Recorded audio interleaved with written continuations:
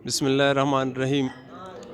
बलूचिस्तान की गयूर आवाम से अपील करते हैं कि मौजूद अपोजिशन के ज़ेर तमाम होने वाले 25 अक्टूबर के जलसे-ए-आम जो कोयटा में मुनक्किद हो रहा है, जिसमें बलूचिस्तान नेशनल पार्टी समेत बलूचिस्तान की तमाम पार्टी आवाम समेत शिरकत कर रहे हैं।